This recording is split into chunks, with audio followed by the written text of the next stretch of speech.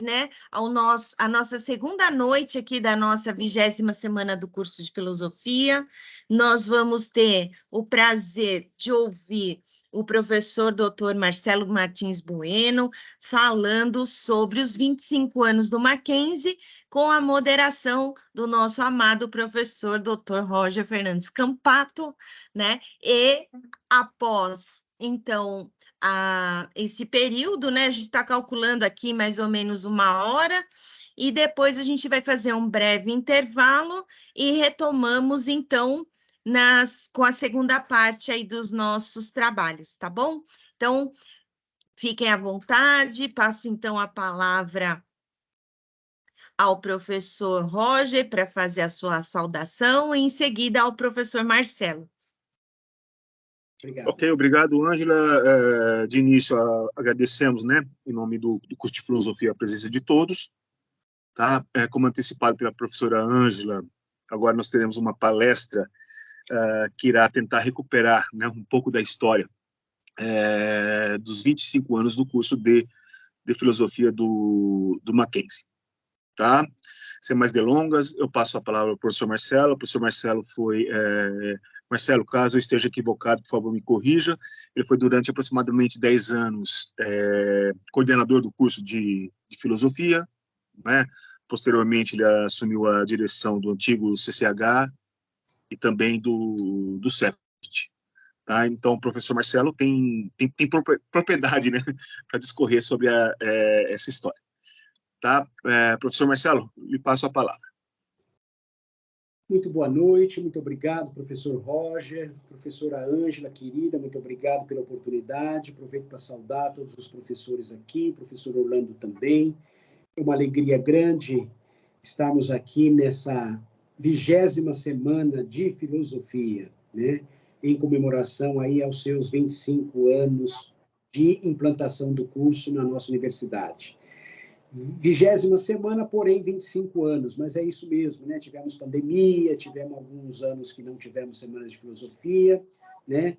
O curso é de 98, a primeira foi em 2000, então tem esse delay aí de 20ª semana e 25 anos de comemoração do curso. Então eu quero, como eu vou tratar um pouquinho da história do nosso curso, dar um panorama geral desses 25 anos, eu estou chamando Filosofia Mackenzie 25 anos de conquistas, né?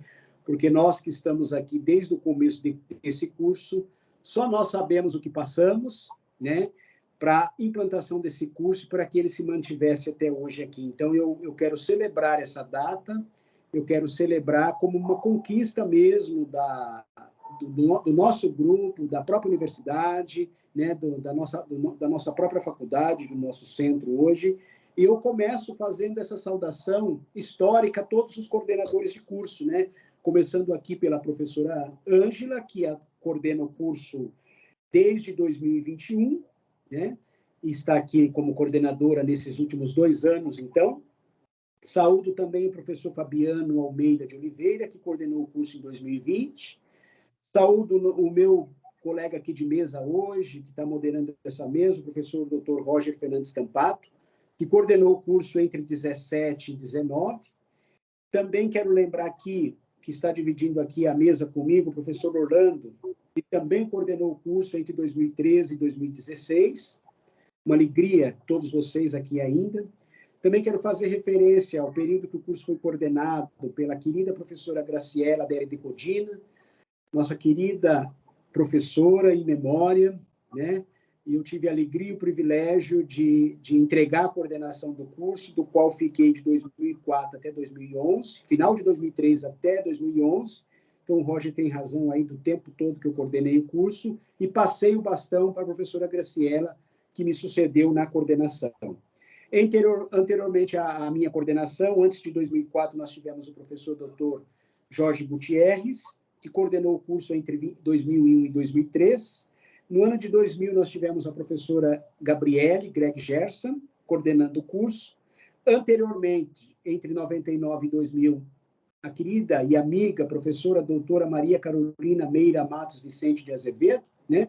E o nosso primeiro coordenador, o querido amigo, o professor Paulo Roberto Monteiro Araújo, que foi o responsável, portanto, pela criação do curso, pela elaboração do projeto pedagógico, e o Paulo deu o pontapé inicial para esse curso, tendo ficado conosco aí até questão de 2, 3 meses atrás aí na nossa universidade, né? Então, fica aqui o meu registro de gratidão a todos esses, evidentemente a todos os docentes que passaram pelo curso, mas esses coordenadores foram aqueles que, nessa batalha desses últimos 25 anos, conseguiram aí manter o curso na universidade. Para falar um pouquinho do curso de filosofia da Universidade Presbiteriana Mackenzie, eu vou fazer um resgate um pouco da própria origem das universidades, né?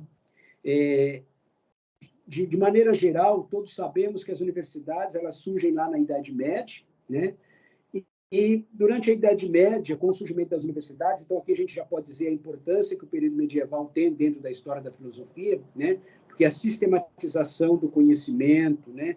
Um espaço para a produção do conhecimento acadêmico, científico, é resultado ali do período medieval com a criação das universidades, né? Por que eu estou dizendo isso? Porque as universidades, as primeiras universidades, elas tinham como base das suas cadeiras o trivium e o quadrivium da Idade Média, né?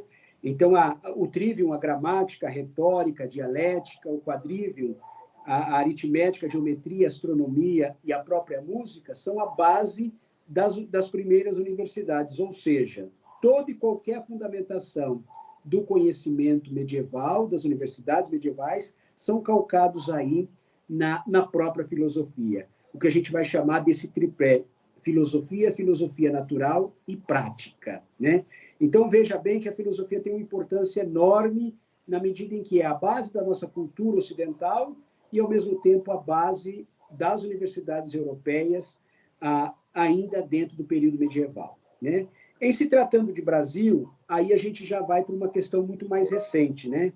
A criação das universidades no Brasil, elas vão remeter aí ao século passado, ao século XX. E, segundo alguns estudiosos da fundamentação das universidades aqui no Brasil, a ideia de criar a primeira universidade, que é a Universidade do Rio de Janeiro, ela surgiu meio que por acaso. A gente tinha lá a Faculdade de Medicina, a Faculdade de Direito e uma escola politécnica no Rio de Janeiro. E aí havia necessidade de conceder um título de honoris causa ao rei da Bélgica que estava visitando o Brasil no início do século XX, né? E aí, portanto, por meio de um decreto 14.343, o governo federal criou a primeira universidade do Brasil, né? Embora essas faculdades continuaram funcionando de forma meio que autônomas, né? Mas nós tivemos, portanto, em 1920, a data específica, por meio desse decreto aqui que eu estou citando, a criação da primeira universidade no Brasil, né? Quando a gente fala de filosofia especificamente, aí repete a presença dos jesuítas aqui, né? Haja vista com a chegada dos jesuítas aqui, logo no início da nossa colonização, portanto, estou falando aí de século XVI, a gente pode entender que há ali uma presença da filosofia, na medida em que a formação dos sacerdotes, a formação dos próprios missionários jesuítas, era evidente a necessidade do ensino de filosofia para esses padres, para esses monges, para esses missionários, enfim, né? Então, a própria presença da filosofia, a gente pode dizer que, no caso do Brasil, ela está ali presente, portanto, desde a colonização, desde o século XVI. Quando se fala em criação de curso de filosofia, aí nós já vamos também para o século passado, século XX. Em 1908, quando aqui em São Paulo a gente tem a criação do curso de filosofia na chamada Faculdade Livre de Filosofias e Letras de São Paulo.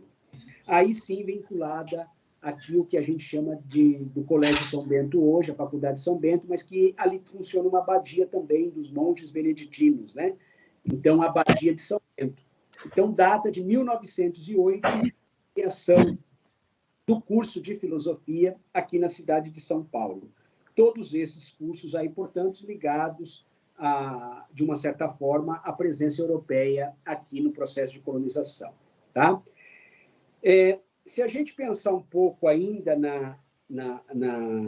no século XX, né, sobretudo a questão aqui de São Paulo, a gente vai para a década de 1930 do século passado, portanto, século XX também, quando foi fundada a Universidade de São Paulo. A Universidade de São Paulo foi fundada em 1934, né? E lá nós temos a famosa FEFELESH, que na época, a Faculdade de Filosofia, Ciências e Letras, né? Ali nós tivemos, portanto, a primeira organização de um curso de filosofia aqui na cidade de São Paulo. Portanto, é coisa bem recente também a filosofia aqui em São Paulo, né? E aí a gente teve aquele grupo de intelectuais franceses que vieram para São Paulo, né? E, de uma certa forma, ali a gente tem início esse período de uma sistematização de um curso de filosofia, da proposta de um curso que viesse atender aí academicamente a sociedade paulistana, que já começava a se destacar em vários aspectos, né? Todas essas alterações, elas, nas décadas seguintes, elas vão passar por inúmeras transformações. E aí todos os cursos que a gente conhece hoje de filosofia, não só em São Paulo, mas no Brasil, eles são resultado também desse processo aí depois dessas universidades federais, né? A Universidade de São Paulo e algumas universidades federais. Aí os cursos eles passaram a ser oferecidos, inclusive, em instituições privadas também.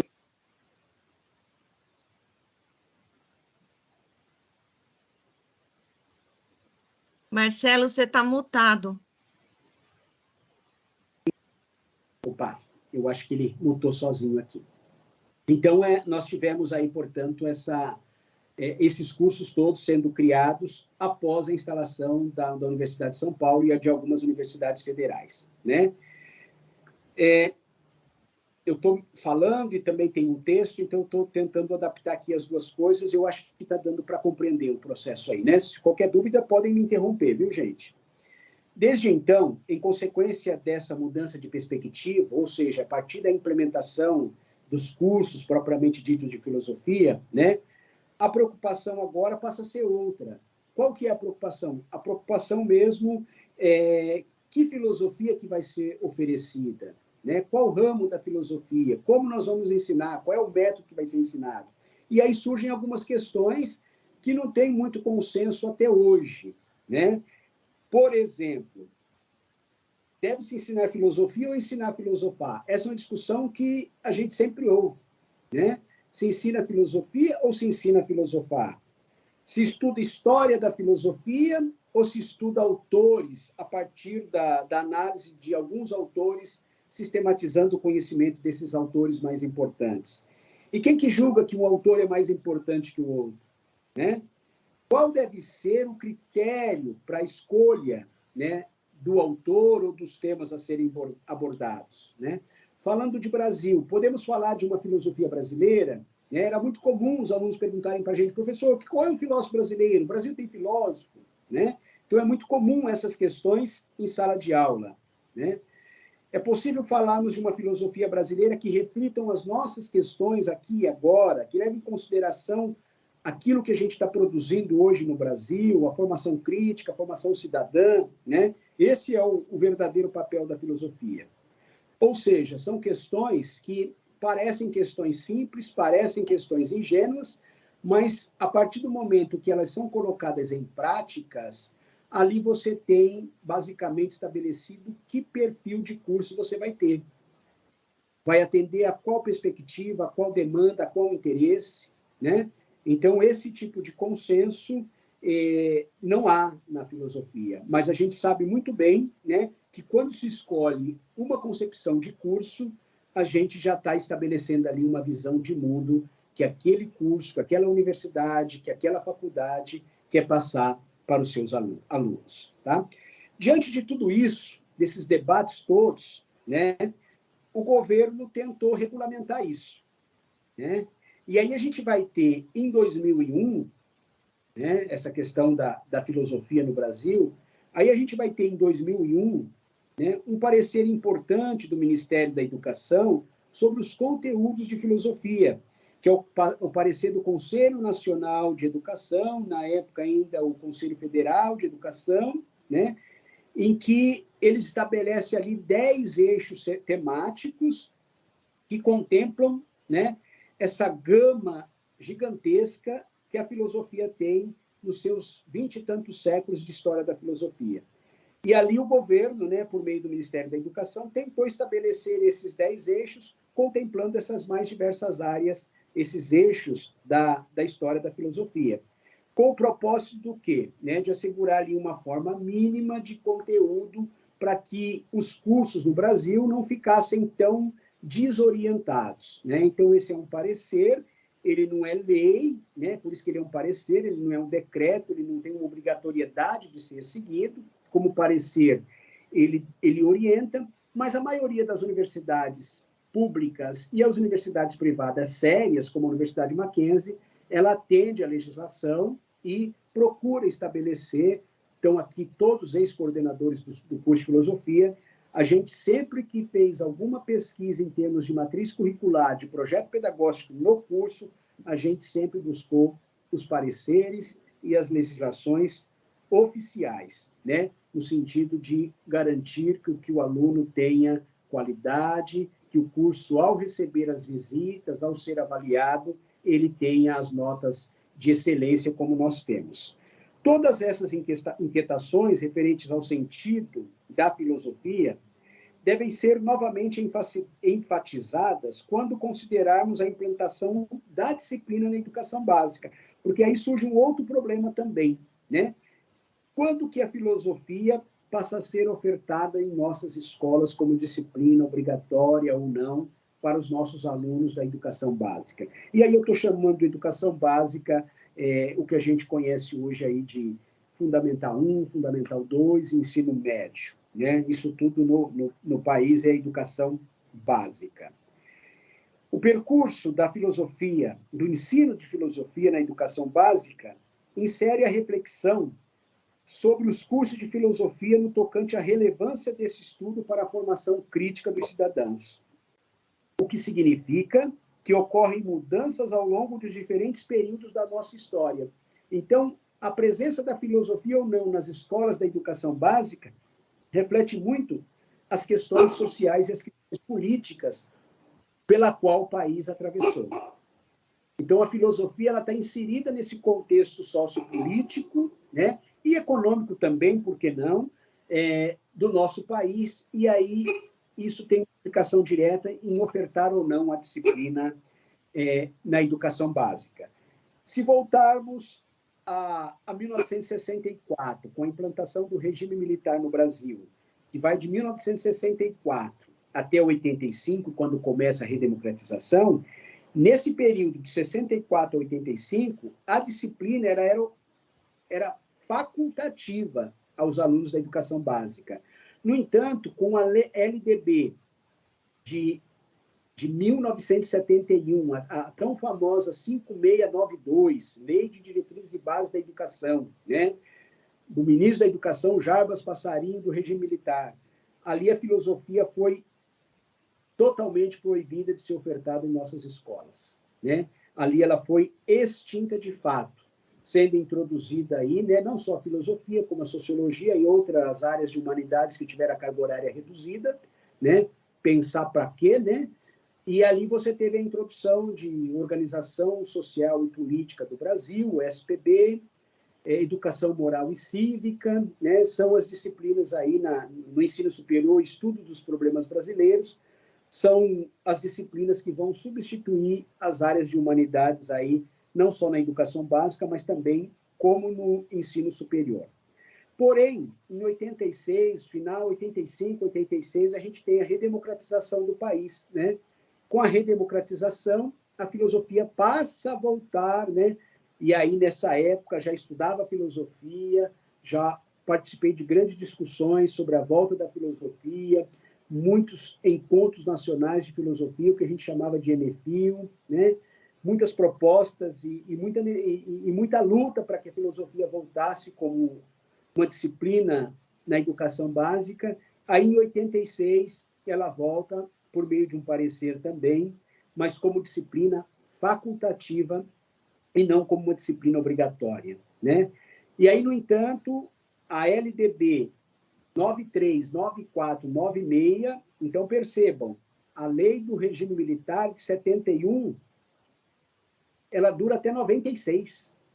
Então, nós vamos ter a extinção definitiva da 5692 de 71 somente com a implantação, né, e a promulgação da Lei de Diretrizes e Bases da Educação Nacional 9394 de 1996. 10 anos depois, portanto, já do processo de redemocratização do país. E aí, em 99, começa de novo alguns pareceres, alguns decretos, algumas normativas, para que a filosofia fosse recomendada de novo como disciplina a ser estudada aí na educação básica. E, como sempre, passam-se 10 anos até que a gente tem um parecer em 2006, então, de 96, em 2006, nós vamos ter um parecer, que é o parecer do Conselho Nacional da Educação, 38, de 2006, reintroduz a disciplina filosofia de novo como disciplina em todo o país, né? Ou seja, todo esse processo ocorreu embaixo de muito debate, de muita reflexão, de muita luta, né? E, principalmente, a respeito e a necessidade de se pensar que filosofia também seria oferecida nessa educação básica, porque aí é uma outra discussão também, e a gente sabe que nós estamos nesse processo até hoje, porque não há muito consenso, né? Então, percebam que a história da filosofia, ela passa aí também por esse processo de redemocratização do Brasil, tá? A preocupação pela formação integral do cidadão, que propiciaria a construção do conhecimento, garantindo a autonomia e a emancipação indispensáveis para a formação do espírito crítico, estaria assegurada, portanto, a partir do momento em que a filosofia, ou seja, a reflexão filosófica, ela começa a voltar para nossas escolas de todo o Brasil. Assim, o pensamento filosófico instaura uma abordagem plural da realidade, na medida em que discute o fundamento das múltiplas formas de debruçar sobre ela, fornecendo instrumentos para o pensamento tão necessários à construção da cidadania democrática. Nesse contexto todo, portanto, então percebam como o Mackenzie atende e participa desse momento da história do Brasil, porque o nosso curso está completando 25 anos. Então, logo na sequência, em 96, a LDB, esse processo todo aí de alterações aí de democratização, de legislação e tudo mais, o Mackenzie, em 98, em 97, em 98, começa a pensar, portanto, em como contribuir com esse processo de redemocratização que o país está atravessando. E aí, portanto, eu passo agora a falar um pouquinho do nosso curso, porque o nosso curso ele surge dentro desse contexto. Então, percebam, né? As universidades medievais, a importância da filosofia como fundamento dessas universidades. Viemos para o Brasil, as universidades aqui, primeiro com a chegada dos jesuítas, tendo como base a filosofia para a formação dos seus missionários, né? Depois, a primeira implantação das universidades aqui no Brasil, já com o curso de filosofia aqui de São Paulo, depois você tem também a Universidade de São Paulo, a primeira universidade, a Universidade do Rio de Janeiro. Nesse contexto todo, a gente chega, portanto, a 25 anos atrás, quando você tem aí a criação do curso de filosofia, tá? O curso de filosofia no Mackenzie, na verdade, ele é bem anterior a essa data de 1998. Para quem conhece um pouquinho da história da Universidade Presbiteriana Mackenzie, né, havia, em 1946, uma faculdade que tinha o nome de Faculdade de Filosofia, Ciências e Letras. Embora não era oferecido o curso de filosofia, mas o Mackenzie tinha a Faculdade de Filosofia, Ciências e Letras, né? E, indo um pouquinho mais longe, na fundação do Mackenzie, quando o missionário presbiteriano Chamberlain criou, né, fundou o Mackenzie em 1870, portanto, há 152 anos atrás, 6 anos seguintes, logo 6 anos depois da fundação do Mackenzie, ele criou o curso superior de filosofia, evidentemente que nós estamos falando da época do Império ainda, né? Brasil Império, fundação do Mackenzie, 152 anos atrás. 1876, ele cria o curso superior de filosofia para formar professores para lecionar na escola americana, que era a formação de professores. Então, ele tinha a preocupação de que um curso de filosofia ajudaria na formação dos professores. Era uma espécie de capacitação para os professores da escola americana, tá? 1876, portanto, quase 150 anos atrás, para melhorar a formação daqueles professores que o Mackenzie estava introduzindo uma nova escola na cidade de São Paulo, né? E uma escola pioneira, né? Na medida em que a origem do Mackenzie está ali, em 1870, aceitando e colocando nas salas de aula classes mistas, que na época não era possível, né? Havia escolas de meninos e meninas. Então, o Mackenzie é a primeira instituição aqui no Brasil a criar sala mista, onde havia meninos e meninas na mesma sala. Havia os filhos dos escravos que podiam estudar nessa escola. Não havia memorização. A ideia não era o medo, a persuasão e a memorização. Não, né? A ideia era uma pedagogia mais nova, mais crítica e que introduzisse uma nova forma de pensar no Brasil. E o missionário, né, Chamberlain e sua esposa Mary Ann, elas têm essa perspicácia de entender a importância da filosofia na formação básica dos professores daquela escola, né? Então, a criação do curso de filosofia no final do século XX, eu entendo como um marco muito importante da Universidade Presbiteriana Mackenzie, porque naquela época o mundo já estava marcado pela tecnologia, já estava marcado por esse utilitarismo que vivenciamos hoje, né? Esse imediatismo já começava a aparecer, né? Então, tudo isso, resgatar um curso de filosofia, né, foi de suma importância para a própria tradição universitária mackenzista, para a própria tradição humanística mackenzista, né? Então, criar esse curso aí em 98, foi possível resgatar tudo isso e toda essa história do Mackenzie, né? Assim, desde nesse momento de implantação, como eu disse, no começo de 98, a formação do curso teve amplo apoio do Mackenzie e das suas autoridades, tanto da chancelaria como da mantenedora e principalmente da reitoria. Na época, era o professor Dr. Cláudio Lembo, que era o reitor, e ele foi, inclusive, governador do estado de São Paulo, e ele entendia também, como jurista que é, a importância da filosofia no seio acadêmico, no seio de uma universidade, né? Cabe lembrar, e aí vamos um pouquinho aqui para a história da nossa unidade e do nosso centro, né?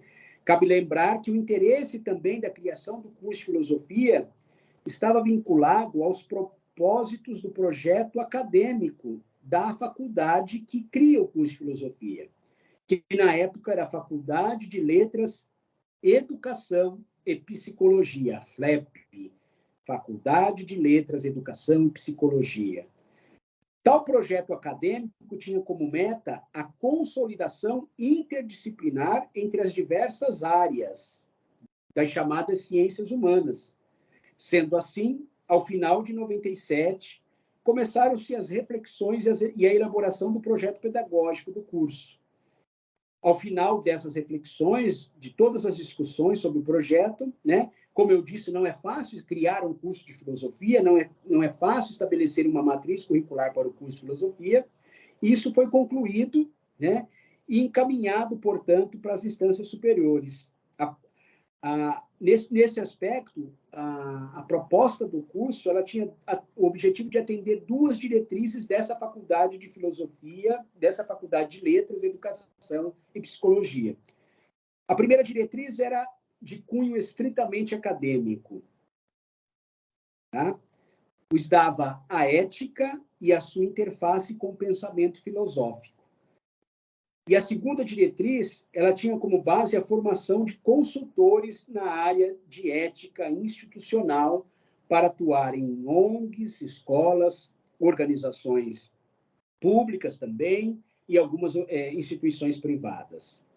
A definição e a explicitação dessas duas diretrizes, portanto, de dar uma fundamentação ética para o corpus da universidade, e a segunda, formar consultores em ética, né, tinha como objetivo central criar, ao mesmo tempo, formas diferenciais, tanto em termos acadêmicos quanto em termos profissionais, para oferecer aos interessados um curso com perspectivas inovadoras, até então inexistente no contexto universitário paulistano. Além disso, o propósito do projeto consistia em criar uma nova área de pesquisa no campo da ética. O que se pretendia, de modo geral, com esse projeto, era estudar as diversas correntes do campo do conhecimento e formar um grupo de pesquisadores que pudessem contribuir com outro perfil de pensamento no ambiente acadêmico de São Paulo. Com esses propósitos, em 98, a diretora da antiga Faculdade de Letras, Educação e Psicologia encaminha ao professor Cláudio Lembre, então reitor, a proposta da criação do curso e do Departamento de Filosofia, né? Estes tiveram aprovação, como eu disse, de todas as instâncias da universidade e foi logo aprovado pelo Conselho Universitário da instituição. E aí o curso passou a compor, portanto, a Faculdade de Letras, Educação e Psicologia, passando a se chamar Faculdade de Filosofia, Letras, Educação e Psicologia, né? Continuava FLE, mas agora com 2 Fs, Faculdade de Filosofia, Letras e Educação e Psicologia, a chamada FLEP, né? No decorrer do processo, o reitor encaminhou todo o processo técnico, todos os pareceres, e, com o parecer favorável do Conselho, o curso foi criado, né? E ele foi instituído para funcionar na primeira turma, no período noturno, né? E é interessante, nós que estávamos no Mackenzie naquela época, o vestibular do Mackenzie, o aluno de qualquer curso optava também, qualquer curso que ele fizesse no Mackenzie, ele podia optar no vestibular uma segunda opção. E nós tivemos na primeira turma, no primeiro vestibular de filosofia do Mackenzie, uma turma de 50 alunos e outras 500 inscrições como segunda opção para fazer o curso de filosofia do Mackenzie. Então, o curso já nasceu fazendo sucesso, né? Na medida em que forma uma turma de 50 alunos e, ao mesmo tempo, 500 outros candidatos dos mais variados cursos de graduação da universidade manifestaram o interesse. Caso não passasse na primeira opção, ele estaria disposto a cursar filosofia na nossa FLEP, Faculdade de Filosofia, Letras, Educação e Psicologia. Uma vez criado o Departamento de Filosofia e o curso de Filosofia, eles ficaram vinculados a essa faculdade que eu estou falando, FLEP, até 1999, quando, em outubro deste mesmo ano, foi criada a Escola Superior de Teologia, recém-criada, né? Que incorporou o curso de Filosofia e, durante um ano, o curso de Filosofia ficou juntamente com o curso de Teologia nessa antiga Escola Superior de Teologia.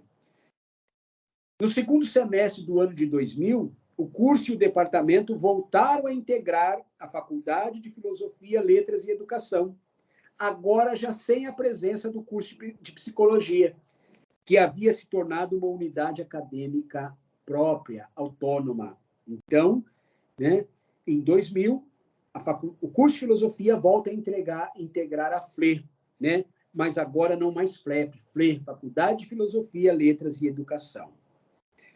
Então, em 98, até hoje, nós tivemos todos esses coordenadores, como eu citei no início da minha fala, já agradecendo a contribuição de todos para que esses 25 anos fossem 25 anos de conquistas e de vitórias, né? E, durante esse tempo todo do projeto pedagógico desenvolvido lá na Faculdade de Filosofia, Letras e Educação, nós ficamos lá vinculados por muito tempo, né? Só que aquele projeto que eu havia falado de habilitação em ética institucional, ele foi revisto no ano de 2000, né? Foi realizada uma grande reforma, né? Por todas as mudanças também que o governo sempre propõe, também aprovado pelo Conselho Universitário, e ali nós tivemos, portanto, um novo curso de filosofia, né? Naquela época, já com essa revisão, já introduzindo aí o curso de licenciatura e bacharelado, como a gente conhece hoje, né? Até porque, em 2007, por uma própria legislação do governo, ele determinou que esses cursos deveriam ser cursos distintos, né? Curso de licenciatura, à época, em 3 anos, o bacharelado em 4 anos. Hoje, os 2 cursos são de 4 anos, né? Mas, naquela época, a gente fez essa adaptação. Nesse meio tempo, nesse ínterim, né, o curso obteve reconhecimento oficial do Ministério da Educação. Então, nós ficamos muito felizes em 2004, quando o governo publicou a portaria 1145, no dia 30 de abril de 2004. Estava oficialmente reconhecido o curso de filosofia da Universidade Presbiteriana Mackenzie, já formando, portanto, as suas turmas, né?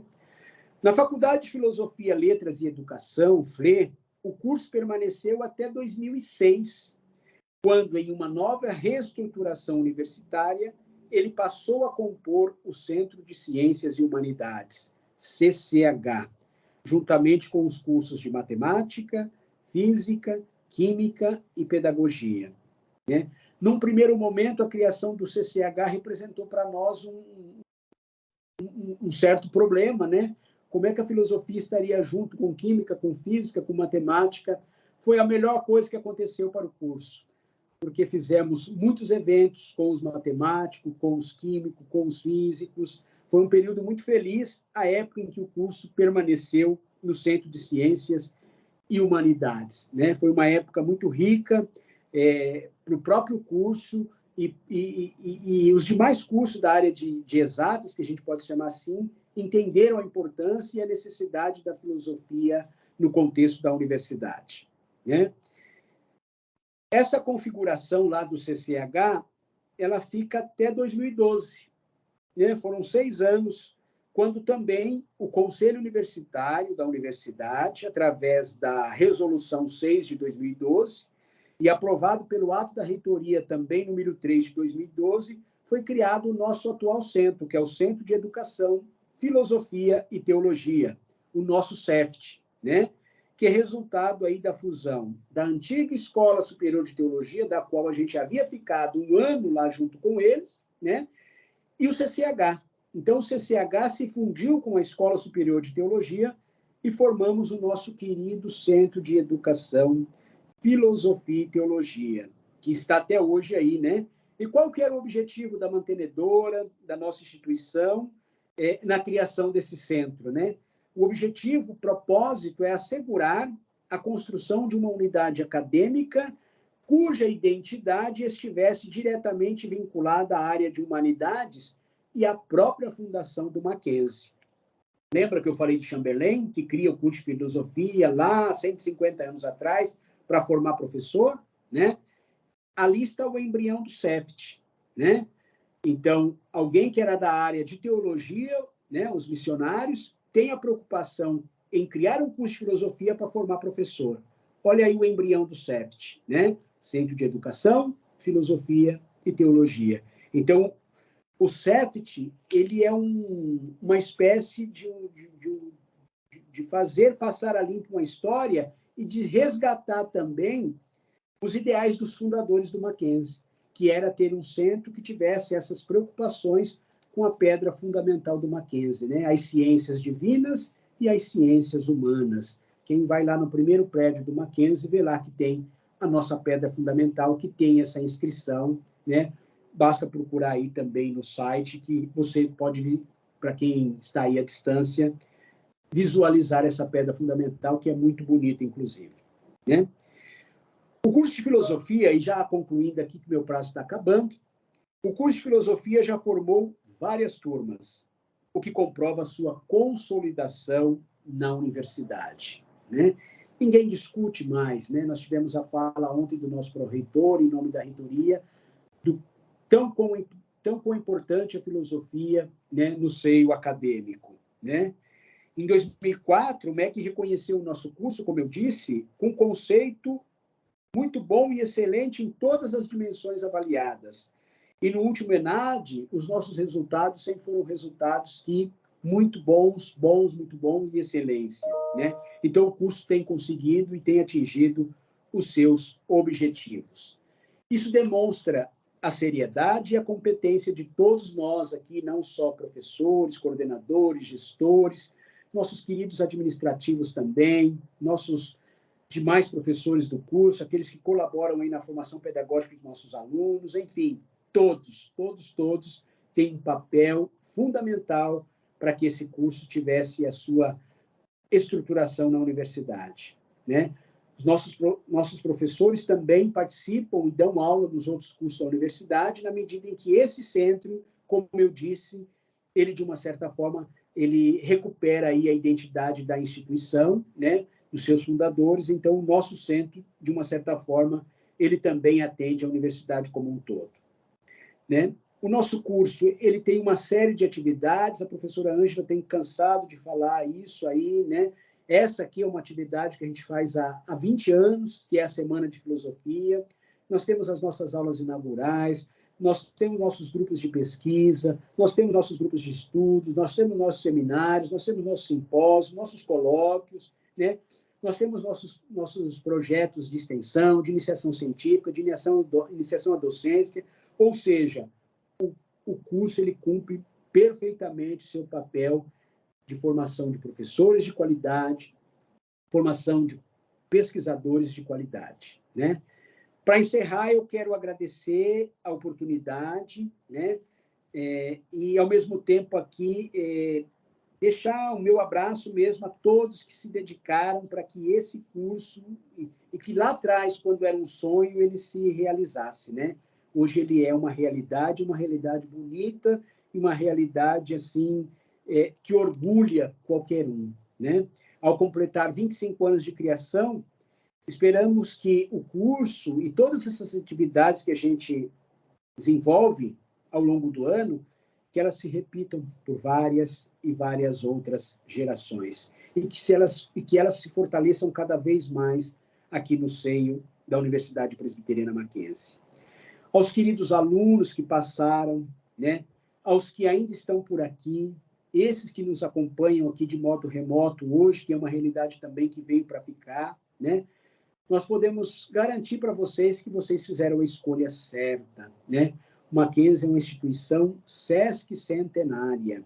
São 153 anos de fundação e de muita seriedade, né? O Mackenzie ele foi pioneiro em introduzir no Brasil uma série de coisas, né? Na educação, na ciência, na arte, na cultura, no esporte, enfim.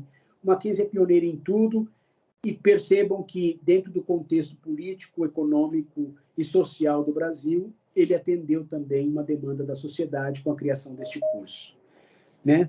Tudo isso, vocês que estão aqui conosco poderão constatar, né? E aqueles que saíram constataram isso, né? Que, de fato, o Mackenzie oferece tudo isso na formação dos nossos alunos. Esperamos que seja, né, um período que vocês estiverem aqui conosco, um período frutífero no campo do conhecimento, como também que seja um período também de uma realização muito pessoal, né? A gente sabe que quem busca filosofia busca não só pela questão profissional, mas por muitos outros interesses também, né? Tenho a certeza que escolheram uma das melhores universidades do Brasil e um dos melhores cursos do Brasil. E nós, professores aqui, eu posso falar em meu nome, de todos os coordenadores, né? Nós aqui, o corpo diretivo, em nome do professor Lamartine também, nós temos o maior prazer de fazer parte da história da filosofia no Brasil, da história da filosofia em São Paulo, né? Na história da filosofia do mundo, quiçá, né? E também fazer parte da história de cada aluno que passou por aqui e está passando, né?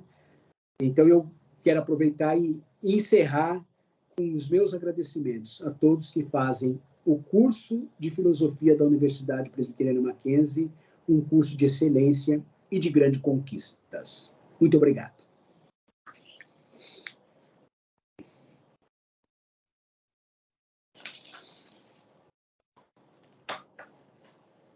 O Imá estava aqui antes do professor Roger fazer a mediação da mesa, né? Me lembrando um pouco, né, dessas gerações de professores, né, que trabalharam com o ensino de filosofia, né? Então, alguns deles foram nossos professores, né, dessa primeira geração, né? O Lorieri, o Favaretto, o Franklin Leopoldo e Silva, o Joaquim Antônio Severino, textos que os nossos alunos leem, né, ainda hoje, né, porque são essas primeiras reflexões que são feitas aqui que nos ajudam a pensar o ensino de filosofia, né, dentro aqui da nossa formação docente, né, e hoje a gente está aí na segunda geração, né, com amigos em comuns, né, como a Patrícia Velasco, a Elisete Tomazetti, lá da Federal de Santa Maria, o Rodrigo Gelamo, né, para quem está na terceira etapa aqui, já com certeza leu o texto do Rodrigo Gelamo, e de tantos outros colegas, né, e nossos amigos aqui do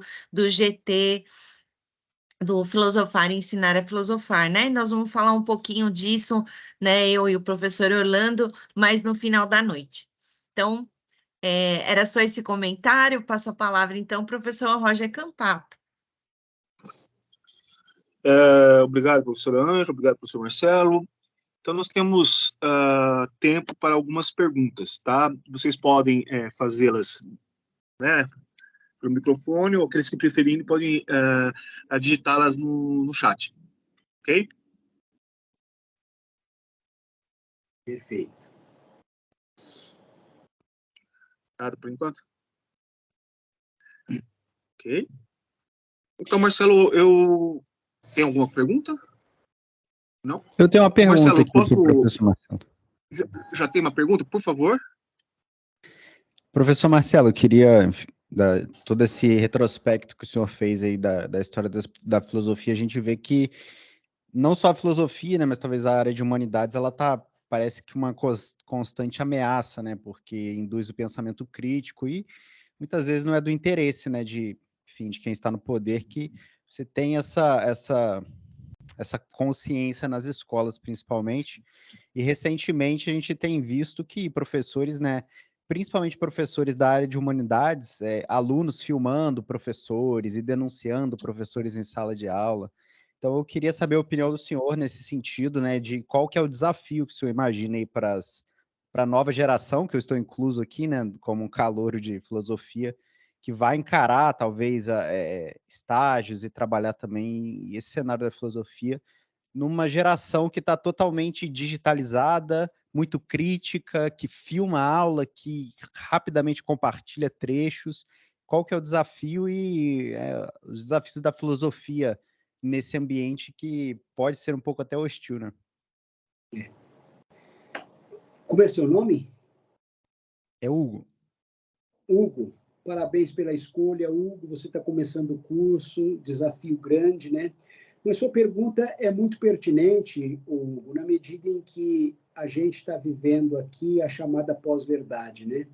Principalmente nessa sociedade que, quando o curso foi criado no Mackenzie, aquilo que eu falei do utilitarismo, aquilo que eu falei das questões do imediatismo, já estavam presentes na sociedade naquela época e agora muito mais, né?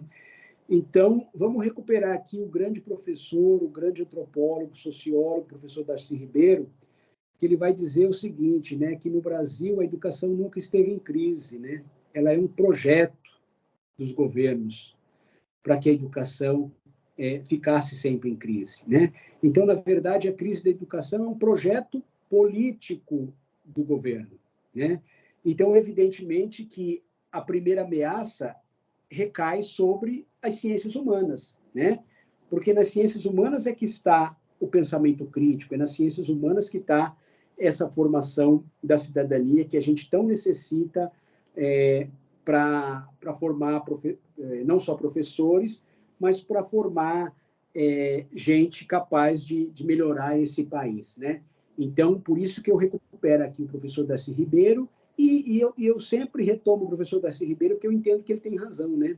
Na verdade, não há crise da educação, é um projeto de destruição da educação.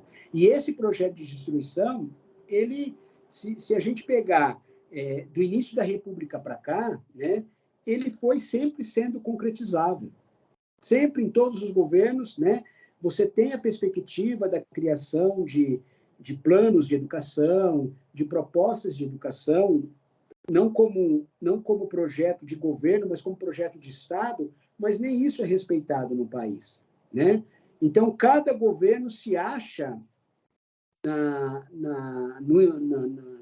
ele se acha na obrigação, ele se acha no direito, mais do que obrigação, de mexer nos planos nacionais de educação. E nós tivemos, ao longo da República toda, 2, 3 planos de educação, né? Mas eles nunca são cumpridos. Então, evidentemente que isso reflete na sala de aula, né? Porque todas as políticas públicas, e aí o Agamben tem razão, e eu gosto muito do Agamben quando ele fala dos corpos matáveis, né? É isso que a gente vivencia nas nossas escolas públicas, né? Um projeto político de governo, né? Que a gente vê efetivado de destruição da educação nas periferias das nossas escolas públicas. Basta você visitar qualquer escola pública nas periferias das grandes cidades, né? E aqui em São Paulo não é diferente, você vai ver aí qual é a condição dessa escola. E eu estou falando de condição de infraestrutura, estou falando de formação de professores, estou falando de tudo isso, né? Então, meu amigo, nós estamos numa realidade que é uma destruição geral da educação, né? Fora esse projeto neoliberal que sempre acompanhou os governos aí, né? Os acordos do governo do brasileiro com os Estados Unidos para a formação de mão de obra, né? Basta perceber uma coisa. Por que só curso técnico e formação de professor tem que ser de forma virtual? O que está por trás disso daí? Te trago um número alarmante. Nós tivemos, em 2022, pela primeira vez no Brasil, formamos mais professores na modalidade online do que na modalidade presencial. Pasme, né?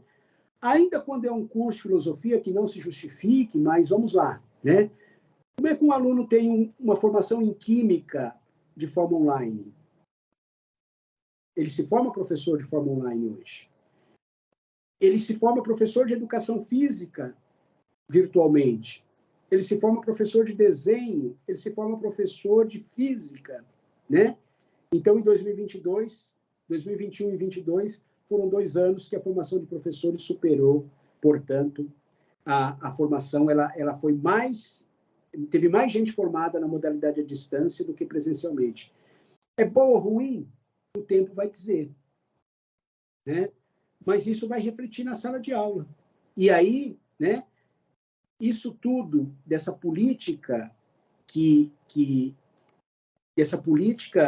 a gente pode chamar de uma biopolítica de educação desses governos republicanos para cá, né? Na verdade, é resultado, tudo isso que a gente vivencia em sala de aula, todo esse exemplo que você deu, de aluno filmando, de aluno não querendo assistir aula, de aluno achando que, porque ele leu no WhatsApp, é mais importante, é mais verdadeiro do que o professor está falando lá na frente e tal.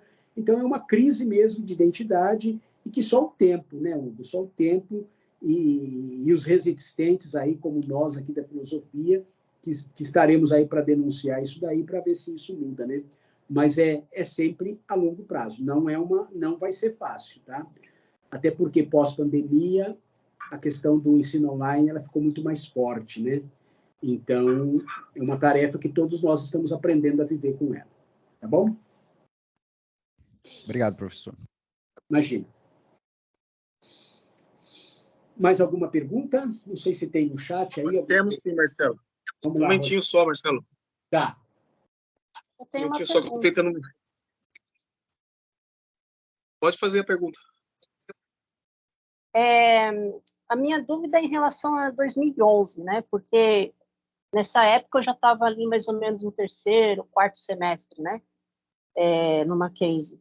E ali eu estava sentindo que, não a minha turma, né? Mas turmas anteriores, que estavam vindo em semestres anteriores, estavam desistindo, né?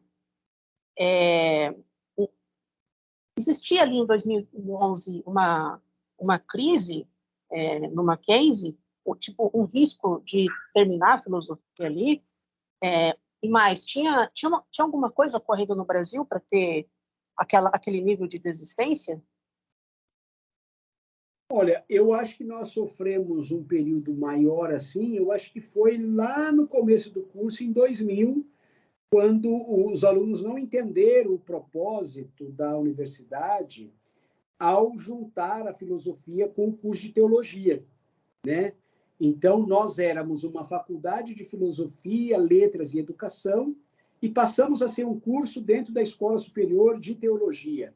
Ali nós tivemos uma grande desistência porque nós entendemos, os professores, a equipe diretiva entendeu qual era a proposta do reitor da época, que ele entendia que uma escola superior de teologia, com formação de filósofos tal, e de teólogos, seria importante institucionalmente, mas no ano de 2012, né, não necessariamente, porque no ano de 2012 foi o período em que o Mackenzie passou a ter centros, né? Nós não tínhamos centro, tudo no Mackenzie era faculdade até 2011, até 2010, tudo era faculdade, então era faculdade de Direito, faculdade de Computação, faculdade de Filosofia, Letras e Educação, faculdade de Arquitetura, faculdade de Letras, faculdade de Ciências Exatas, tudo era faculdade. E o novo reitor à época entendia que era melhor a ideia de centros acadêmicos, centros universitários, né, que daria essa configuração, porque o Mackenzie estava entrando ali, em 2011, na área muito forte de saúde, né, que veio a se concretizar a questão de alguns anos atrás, 2, 3 anos atrás, com a criação do curso de medicina lá no Paraná, e agora em Alphaville também, que o Mackenzie está consolidando e criando o curso de medicina em Alphaville, né? Então, lá em 2011, 2010, 2011, o reitor da época era da área de saúde, e aí ele criou o Centro de Ciências Biológicas e da Saúde, e ali foi criado curso de farmácia, curso de gastronomia, curso de biologia, curso de fisioterapia, curso de educação física, curso de psicologia, todos os cursos da área de saúde ficaram ali. E ele entendia que a configuração em centros era melhor, né? E aí nós compusemos lá o CCH, né? Mas ali nós ficamos física, matemática, química, eram unidades pequenas e financeiramente elas não eram autossustentáveis, né? Então a ideia de um centro de educação, filosofia e teologia foi no sentido de dar esse suporte mesmo de sustentação mais financeira mesmo, em que a instituição entendia que um centro de educação, filosofia e teologia, o propósito não é você ganhar dinheiro com isso ou ter receita, lucro com isso. A ideia é, a partir desse centro, ele refletir a identidade institucional. Mas, assim, eu entendi que em 2000 a crise foi maior, né? Você tem uma ideia, nós chegamos a ter um aluno, né? Está aqui o Orlando, nós demos aula para um aluno, então nunca foi interesse da instituição fechar o curso. Se ela tivesse interesse em fechar o curso, ela teria fechado, quando nós tínhamos turmas com 1, 2, 3 alunos, né? Então, nós nunca tivemos no Mackenzie alguém dizendo, não, vamos fechar, pelo contrário, né? Sempre vamos ver o que é melhor, tanto que o curso foi oferecido no período noturno, foi oferecido no período vespertino, foi oferecido no período matutino. A instituição, nesses 25 anos, ela foi vendo o que é melhor para o curso, né? EAD, né? E agora a gente está voltando com o projeto presencial novamente, tanto licenciatura, bacharelado. Então, é que a gente está vivendo a história, né? Então, contar a história vivenciando ao mesmo tempo é difícil, né? Mas, assim, a instituição tem muitos interesses no curso de filosofia, assim. Senão, teria fechado quando ficamos lá, turmas com um aluno. Marcelo e Ângela, eu tenho 2 perguntas aqui no chat. Uma delas, você, ainda que de forma indireta, já tratou, tá? Do William. O William elogia o curso e pergunta por quais motivos, né, o curso presencial deixou de ser ofertado. Né? Ele sente a distância, né, a distância entre o professor e o aluno. Tá? Então, ele faz essa pergunta: por quais motivos o curso presencial foi fechado? Eu acho que isso, Roger, uma outra pergunta. Acho que isso é um pouco o que eu falei, né, Roger? A instituição está vendo que é melhor para o curso, né? Então, assim, nós mantemos aí o EAD, que foi criado lá em 2017, e o presencial nós temos até hoje alguns alunos ainda se formando presencialmente, que ainda são das turmas presenciais, e o aluno sempre que começa num curso ou numa modalidade, ele termina o curso, a instituição oferece para ele até o final, né? Então, a gente tem aluno que vai colar grau agora, ainda do presencial, por exemplo, né? Mas é a demanda. Então, por isso que a gente está reestruturando o curso de forma presencial, para ver se conseguimos ofertar aí para atender os interesses de quem quer fazer o curso presencial, para evitar justamente isso aí que o aluno está dizendo, né? O William está dizendo, sobre quem quer, de fato, fazer um curso presencial, para ter essa interação maior com os professores aí. A instituição está pensando nisso. Perfeito, Marcelo. Por fim, eu tenho uma pergunta aqui do Pedro. Tá? Ele indaga como despolitizar a filosofia e a educação. Tá? Eu continuo a leitura da pergunta. Talvez a falta de interesse seja porque politizaram a filosofia e a educação de um modo geral. Como tornar o ensino uma transmissão de algo essencial para a humanidade do indivíduo? Vamos responder com Aristóteles, né? O zoom político. Nós somos um ser político por natureza, né? Então, faz parte da natureza humana, é da nossa natureza a politização, né? Então, uma coisa é como eu falei aqui no meu texto, né? Quando você procura uma universidade, quando ela opta por um autor ou por outro, está por trás ali algo que ela quer passar, mesmo num curso de filosofia, né? Então, não tem como despolitizar, não dá para despolitizar, né? O homem é um ser político por natureza, né? E a educação, ela é a forma com que nós temos não só a educação e a filosofia também, a forma de formar e dar consistência para esse indivíduo, né? Para não cair aí nas armadilhas do cotidiano, das armadilhas aí das fake news, daquilo que são passados aí sem fundamentação, né? Então, a filosofia e o homem somos seres políticos mesmo, não tem como despolitizar. Acho que é isso, né, Roger? Porque nós estamos já explorando o nosso tempo aí. Sim. Me permite apenas uma pergunta? Marcelo, você fez um percurso interessante sobre o nosso curso de filosofia, né, introduzindo na história da universidade e também o curso de filosofia no Brasil. Minha dúvida é sobre o primeiro curso de filosofia. Porque nós temos a formação da filosofia da universidade, você mostra a importância, inclusive, do trívio, do quadrívio, e depois no Brasil a importância dos jesuítas, mas o primeiro curso de filosofia. Então, quando a gente fala aqui de São Paulo, Orlandinho, né, a gente tem... Na Europa. Especificamente, então, Orlando, a formação clássica, né, inclusive esses dias eu estava falando na minha aula lá de filosofia medieval, né, as carreiras, né, as carreiras mais procuradas na Idade Média, né? Então, você tinha lá o direito, a medicina e a teologia, né? Direito, medicina e teologia. É interessante porque que a teologia teve esse descrédito, essa crise toda, né? Porque o direito e a medicina estão aí, né? Como carreiras e ainda carreiras renomadas. Talvez porque venha lá da Idade Média, né? Essa ideia de doutores e tanto advogados como médicos, já ao se formarem, já adquirem aí o título de doutor logo na consequência. E é curioso que a teologia não, né? Mas, assim, há muitas controvérsias em relação a isso, né, Orlando? Então, assim, tem especificamente o professor Jorge estudou muito isso, falou muito isso, se escreveu sobre isso, né? Sobre os cursos de filosofia na Idade Média. Não há nem consenso da formação das primeiras universidades, né? Porque o que é universidade também, né? Como eu trouxe o exemplo aqui da Universidade do Rio de Janeiro, né? Eram 3 unidades autônomas, né? Mas aí, por meio de um decreto, diz, é a Universidade do Rio de Janeiro. Mas não, né? Era uma escola politécnica, era uma escola de medicina e era uma faculdade de direito, né? Agora, curso de filosofia, né, especificamente, não há consenso, não, de quando que ele surge como... Até porque, se a gente for cair nessa da questão de filosofia, né, se a gente for entender que a ciência surge lá com a Revolução Científica para cá, né, então a gente pode dizer que do século XVII para trás tudo é filosofia. Né? Você tem essa formação, né, a famosa paideia grega, né, todo mundo tinha interesse de resgatar a formação integral do indivíduo, dar aquela formação humana, né? Então, a referência sempre das universidades era a paideia grega, né? Essa formação holística, né? Mas é evidente, né?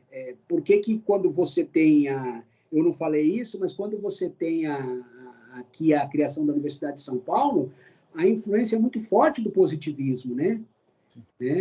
E a filosofia nunca teve essa ideia de ser ciência. A filosofia não é a ciência, né? A filosofia não tem essa preocupação de ser uma ciência, né? Porque a ciência se tornou aquilo que, olha, é comprovado, é experimentado, tal, e a filosofia não tem essa característica, né?